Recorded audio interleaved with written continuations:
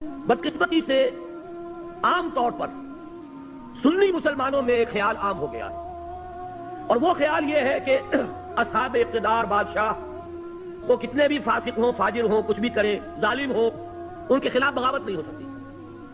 جب تک کہ وہ آپ کو کفر کا حکم کریں۔ اصل میں بعض روایات ہیں محمد رسول اللہ صلی اللہ علیہ وسلم کی بعض احادیث جو اس مضمون کی ہے کہ جب تک کفر بغا کا حکم نہ دیا جائے بغاوت نہیں ہو سکتی۔ ان احادیث کی وجہ سے بہت سے لوگوں کا یہ خیال ہوا، اور عام طور پر اہل سنت میں یہ خیال عام ہو گیا ہے۔ میں اسی کا نتیجہ دیکھ رہا ہوں، میرے لیے آج کل یہ مسئلہ بڑا ایک گہرے غور و فکر کا موجب ہو گیا ہے۔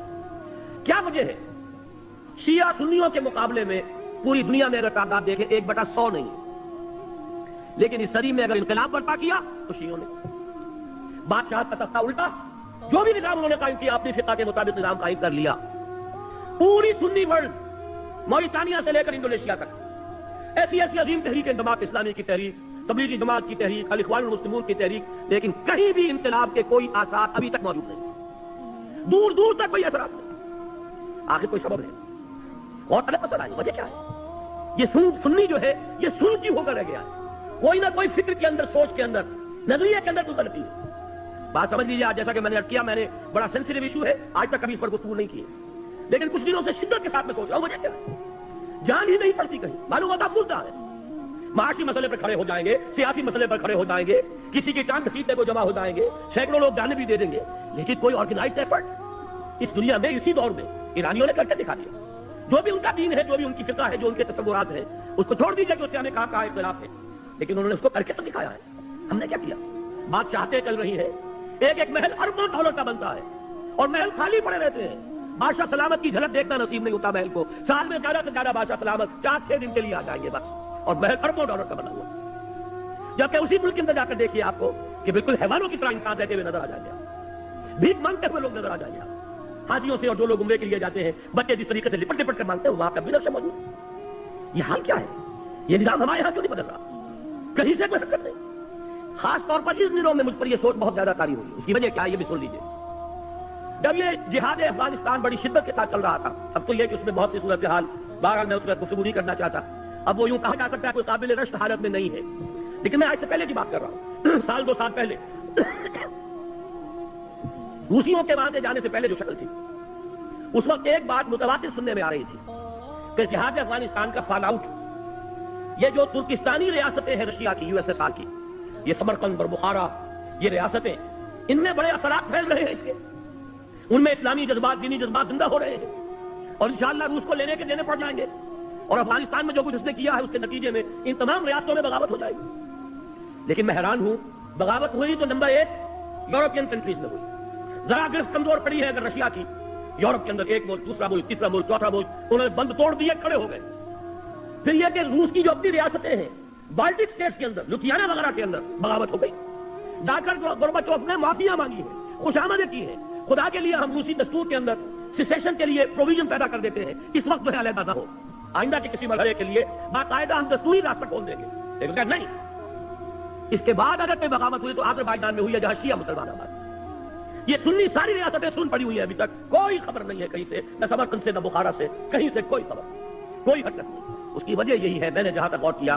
سنی اسلام میں کچھ علماء نے اس خیال کو عام کر دیا ہے کہ حاکموں کے خلاف بغاوت نہیں ہو سکتی، حاکم چاہے کیسا بھی ہو، جب تک کفر کا حکم آپ کو نہیں دیتا آپ بغاوت نہیں کر سکتے۔ وہ اپنے محل میں شراب نوشی کرتا ہو، بدماشی کرتا ہو، کرتا رہے، لیکن بغاوت صرف اس وقت ہوگی جب آپ کو کفر کا حکم دے۔ اس خیال نے سنی کانسیپٹ جو ہے اس کے اندر ایک طرح کا پیسو انداز پیدا کر دیا ہے، وہ ایکٹیو انداز جو چیلنج کرنے والا انداز ہے وہ آج ہمیں پورے سنی ورلڈ میں کہیں نظر نہیں آ رہا۔ حالانکہ اب نوٹ کیجئے یہ حدیث بھی تو موجود ہے، من جاہدہم بیدہ فہو مومن، لیکن یہ کہ ہوتا کیا ہے حدیث کے ضمن میں، جیسے قرآن مجید میں ایک آیت آپ لے لیں، دوسری آیتیں چھوڑ دیں تو آپ کا راستہ جو ہے ٹیڑھا ہو جائے گا۔ ہر شخص کو دیکھنا ہے اس مضمون میں کون کون سی آیتیں آئی ہیں، کہاں کہاں آئی ہے، ورنہ تو یہ لا تقربوا الصلاۃ وانتم سکارا، انتم سکارا چھوڑ دیجیے تو نماز کے قریب نہ جائیے۔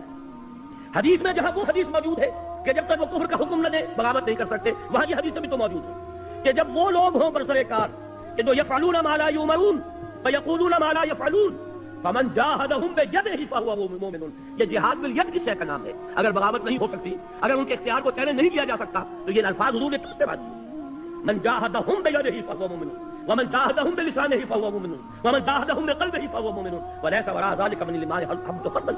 اپنی اس گفتگو کو میں ختم کرنا چاہتا ہوں امام ابو حنیفہ کا مسلک بیان کر کے۔ امام ابو حنیفہ کا مسلک یہ ہے، یہ اصل میں ہمارے ہاں عام طور پر اہل حدیث علماء نے اس فکر کو عام کر دیا ہے۔ امام صاحب کا موقف یہ ہے کہ فاسق و فاجر حکمرانوں کے خلاف بغاوت ہو سکتی، پہلے سمجھانے کی کوشش کیجیے، امر بالمعروف و نہی عن المنکر زبانی طور پر کیجیے، فإن لم يعتبر، اگر اس کا اثر نہ ہو فبالسیف، تو پھر تلوار کے ذریعے سے انہیں سیدھا کیجیے۔ یہ موقف ہے امام ابو حنیفہ رحمۃ اللہ علیہ کا۔ فقہ حنفی کے اندر اس بات کی اجازت موجود ہے، اگرچہ امام صاحب نے اس کے لیے شرط عائد کی ہے، طاقت اتنی ہو جانی چاہیے کہ کامیابی یقینی ہو جائے۔ یہ نہیں کہ چند آدمی کھڑے ہو، نعرہ لگائیں، پھانسی چڑھ جائے، بات ختم ہو جائے۔ پہلے طاقت پیدا کیجیے، دعوت کے ذریعے، تنظیم کے ذریعے، تربیت کے ذریعے آپ ایسی طاقت فراہم کر لیں۔ پھر یہ ہے کہ بغاوت کی بھی اجازت موجود ہے، بغاوت حرام نہیں ہے ہمارے دین میں۔ یہ بات جو ہے اس حدیث کے حوالے سے نوٹ کر لیجیے، اور یہ کہ امام ابو حنیفہ رحمۃ اللہ علیہ کا وہ موقف ہے، عام طور پر بعض احادیث کے ذریعے سے، بعض احادیث کے حوالے سے، خاص طور پر اہل حدیث علماء نے جس چیز کو عام کر دیا ہے وہ در حقیقت کوئی متفق علیہ چیز نہیں ہے ہمارے ہاں، بلکہ امام ابو حنیفہ کا موقف یہ کتاب و سنت سے اقرب ہے، نزدیک تر ہے۔ اور یہ حدیث آج آپ کے پاس متن اس کا موجود ہے، آپ اس کو لے جائیے، غور کیجیے، سوچیے، گفتگو کیجیے کہ جب یہ صورت پیدا ہو جائے کہ یقولون ما لا یفعلون ویفعلون ما لا یؤمرون، جب ایسے لوگ ہوں جو کہتے کچھ اور ہوں کرتے کچھ اور ہوں، کرتے وہ ہوں جس کا حکم نہ ملا ہو، تو فرمایا فمن جاہدہم بیدہ فہو مومن ومن جاہدہم بلسانہ فہو مومن ومن جاہدہم بقلبہ فہو مومن ولیس وراء ذلک من الایمان حبۃ خردل۔